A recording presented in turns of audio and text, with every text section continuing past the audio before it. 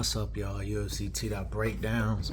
We're here to talk about UFC 280, Charles Oliveira versus Islam Makhachev. I'm going to talk about the main event first, which was Sean O'Malley versus Peter Yan. To be honest with you, this should have been for a belt. Peter Yan is 3-0 in his last 3 losses. Explain it to me. Also, crazily enough, Sean O'Malley is the second best fighter in that weight class, in my opinion. No one else has made Peter Yan even look human, let alone beat up Peter Yan. If it wasn't for the ground control and the takedowns, O'Malley wins that fight clearly. Because of the ground control and the takedowns, it's a questionable decision. People are like, Yan got robbed. I don't think he got robbed. Do I think Yan won the fight? Probably. I mean, the way that fighting is scored and graded at this point, like it's questionable at best. But one thing for sure is that Peter Yan wanted none of Sean O'Malley on the feet. At the end of the fight, O'Malley was doing his Batman moves, and I don't know how to explain it any other way than if you've seen Sean O'Malley when he's in flow, it looks like Batman. He's spinning around, he's rolling, he's just doing Batman stuff. He's got a grappling hook for some reason. But no, it was a really good fight. Like, this was the main event for me. It was the fight of the night. It was all I could ask for. First of all, every time I see Peter Yan versus anyone, I'm afraid for his opponent. Aljamain Sterling, this dude must have a leprechaun in his pocket, because he is just, how could you be so lucky? So the first fight, Peter Yan dominates him so badly. Luckily, Peter Yan legally loses his belt to him, right? So Aljamain's got the belt. Second fight, Aljamain is able to somehow survive long enough and look good enough to win again and keep his belt. Then he has to go up against TJ Dillashaw, one of the best fighters in the history of that division. And TJ's shoulder is just like, I don't want to be in socket, so I'm going to pop out every time you touch me. Like, man, is Aljamain lucky. Man, is Peter Yan unlucky. This dude has won 3 fights in a row and is 0-3 in his last 3 fights. Sean O'Malley, though, I think he's the second best fighter. I don't want to see any other fight other than Sean O'Malley versus Peter Yan again in that weight class. Like, that should be the fight for the belt. I think if Aljamain does end up fighting O'Malley next, that's a really good fight, and it's a great matchup because Aljamain can, he's good on the feet, good enough that O'Malley looks, he's embarrassing people on the feet.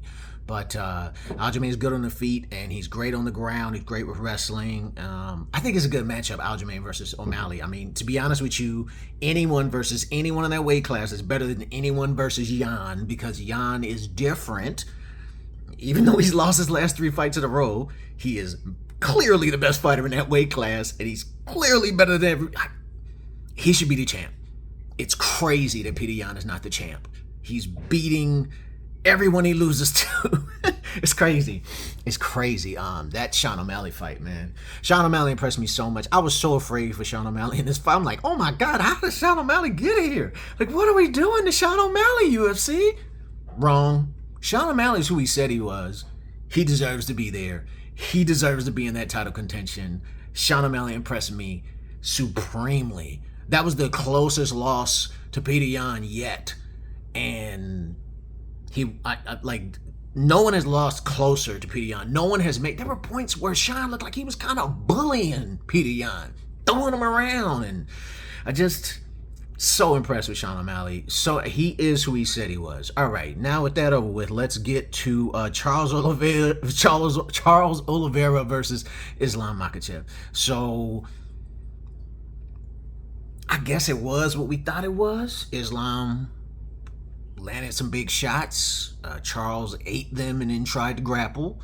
Once they got down, Charles locked onto him, but Islam just Khabib'd him and submitted. Arguably the greatest submission guy in the UFC history. That Islam Makhachev is the truth. That guy's scary because he's like Khabib infused Khabib.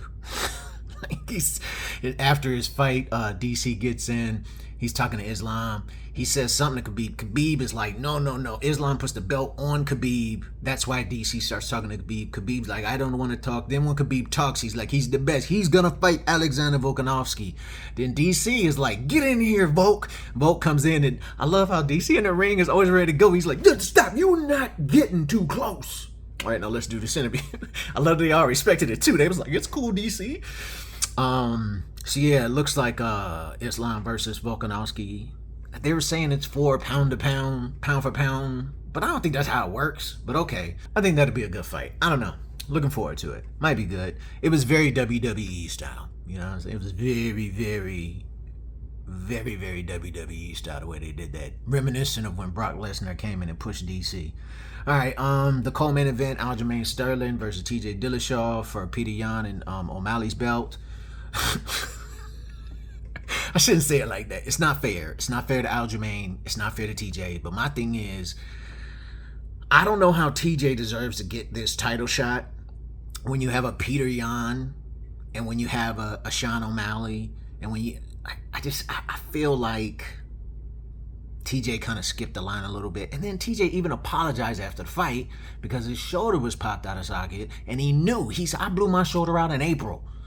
Dude, he told the referee before the fight his shoulder's finna pop out. As soon as the fight starts, they get in there. Aljamain takes him down. TJ's shoulder pops out. He on the ground like, he's almost tapping. Like, and then he's trying to pull his arm back in the socket while grappling on the ground with a guy nicknamed the Human Backpack, right?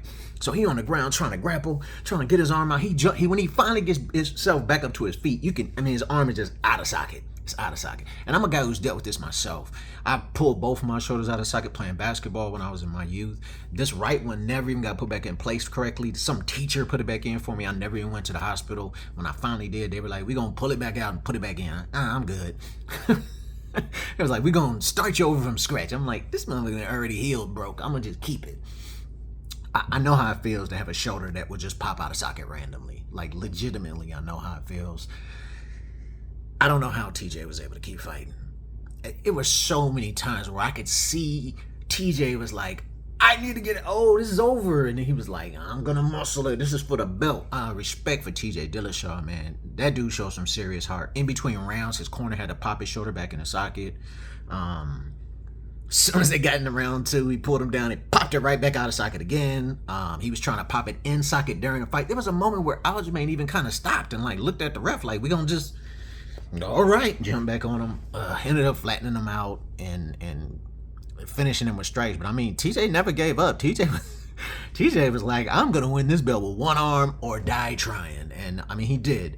All respect to Aljamain Sterling. I don't know about that first fight against Yan. The second fight he won by decision, the same way O'Malley won by decision. This fight, Aljamain Sterling, man, it seems like the universe does not want Peter Yan to be the champ and wants Aljamain Sterling to be the champ. And when I say the universe, I mean the UFC. A bunch of people in the crowd. Steven Seagal was there for some reason. I think he was there just making sure everyone was doing the martial arts correctly.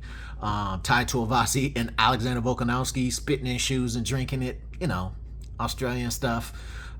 Jason Derulo was there in Abu Dhabi just hanging out. Just bringing it up, Jason Derulo. He's like a mid-level R&B singer that most Americans are not super familiar with, but worldwide, he's one of the highest-selling musicians of all time. This dude is an international superstar. In America, it's like Jason Derulo. Everywhere else is like multi-millions. In the early prelims and in the prelims, there were multiple illegal knees to the face of downed opponents who got to continue fighting, right? But then the prelims main feature fight was Bilal Muhammad versus Sean Brady, right? It's number 5 versus number 8. Two highly touted dudes. Sean Brady's undefeated. I don't even know what his fight's in the prelims, to be honest. It should have took the place of the Caitlin Chikugi and Manon Fiore. You could have swapped in fights. And not that there was a bad fight, Chikugian versus Fiore, but it just put either one in there with Valentina Shevchenko. And let's see what happens, right? I know I said her name wrong. Let's see what happens, though, right? This is how I feel about most of the fighters in her division. Like they look good against these other cans, but you put them in there against Valentina, and I think she's gonna expose a lot of these fighters. Not every single one of them. There's a couple of them, but anyways, so this fight, Bilal Muhammad looked great. Actually, looked great. Really started to take over at some point. Started picking off Sean Brady. Landed a big shot. Hurt Brady bad. Kept hitting him. I really laid it on thick. It's about 13 seconds left. In my opinion, Bilal Muhammad looks like he's beginning to gas a little bit. Excuse me. Don't misunderstand me. I don't mean like fully gassed out and has to go sit down. I just mean like he threw so many punches so hard in such a short span of time that he clearly began to slow down. His punches were no longer coming in combos, but were one big shot, waiting big shot. Because, you know, he didn't want to burn himself out, and he's a smart fighter. Now, by this point, Brady is so badly compromised, he could barely breathe. Something's messed up with his nose or something Felder had brought up. He's really struggling at this point, and he's hurt badly. I mean, I don't mean to say it's a bad stoppage, right? And I don't want people to misunderstand me. It wasn't a bad stoppage. Brady was taking crazy damage. He's too tough for his own good. And if it would have continued, Belal Muhammad would have just kept pounding on him, probably very similarly. But you never know, man. It's the UFC. Brady could have came back and won that fight. My thing is, Brady got stopped on the feet. Brady, although hurt, although compromised, although probably on his way out, man, was he like okay for that fight to have been stopped. Like, it was just like Belal was hitting him, doom, doom, doom, doom, doom, doom, doom, doom, doom, doom, doom, doom, doom, doom. And then Belal slowed down and was kind of, And there was never a point where Brady the whole time, defending, moving, compromised, hurt, taking way more damage than anyone should. Don't misunderstand me. But just when the ref jumped in, it wasn't like Brady tried to fight the ref or Brady thought it was a takedown. When the ref jumped in, Brady went. I always question those stoppages. I don't mean the one where the dude jumps up and he's falling down because his legs are spaghetti and he's like, knock down. I mean the one where the dude is standing on his feet defending strikes, and then the ref jumps in and he goes, hey, ref. Like, you know, when Derek Lewis got stopped because he fell down. I get it. He big. He don't fall down. And he don't know how to fall down smoothly, right? Like, when O'Malley falls down, it looks like a cat taking a nap. He falls so... Man, Peter Yan picked him up over his head and... Bow! But somehow O'Malley just hit the ground like... There was a point where O'Malley went for a takedown on Peter Yan, and his takedown even looked like a feint. Like, he dived at Yan, and Yan was ready. No! And then O'Malley was just on his back. Like, he just... It's the way Dominic Cruz takes people down. Dominic Cruz shoots hard, and then you defend hard, but then he's not there where you're defending, and you're on the ground, and he's got you. And that's exactly how Sean O'Malley's one takedown, or I think he had 2 takedown attempts, but that's how that one went. And I liked it. It was great. His movement was like a cat. He shot like normal, and as soon as Yan went to sprawl, he just was around him on his back. I really liked that movement. Sean Brady gets stopped on his feet, conscious, aware, speaking clearly from the beginning of the stoppage, while other fighters got kneed in the face illegally and were able to continue. And TJ Dillashaw was able to just pull his own arm in the socket in the middle of the fight. It was for a belt. I get it.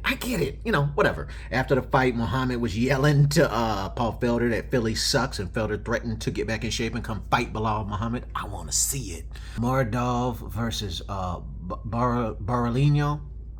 Okay, so this fight, it wasn't a good fight. It was boring. I only bring it up because, man, the referee was warning both of them so much about so many illegal things. Just get your hands out of his mouth. Get your hands out of his eyes. Watch your hands. Get your hands. Get your hands. Get your hands. And both of them were doing it. It was just a dirty, you want to see what a real street fight looks like? Go watch that fight. Just a real street fight between professionals. Like, they both of them just sticking each other's fingers in each other's face holes. It was bad. Ozdemir versus Krylov, like, that was a crazy fight. Go watch it. It was just like, you want to see 2 dudes give each other brain damage simultaneously? Malcolm Gordon really impressed me with his defense against Makhachev. He's this Russian dude, looks just like he used to wrestle bears like the rest of them. And Malcolm Gordon, they were like, you know, if Malcolm Gordon gets down on the ground, this is where this guy thrives. He gets down on the ground. Malcolm Gordon did such a good job defensively and grappling, and to the very end, like, he is built the same way the Russians and the Dagestanis are built for wrestling. Like, he don't function the way everybody else function, and so, like, that's where he liked to be, just like in a painful, uncomfortable situation, just as long as the other guys this much more in pain and uncomfortable. I don't like Malcolm Gordon in general. I don't know, man. He's rubbed me the wrong way in his fights, the way he behaves, the way he talks. But I will say he impressed me in that fight. I think that's it. Dariush looked really good. So Gamrot versus Dariush looked like they took a FIFA character and an NBA 2K character, didn't change the coding, the mechanics they use, or anything like that, and then just put them in the UFC game.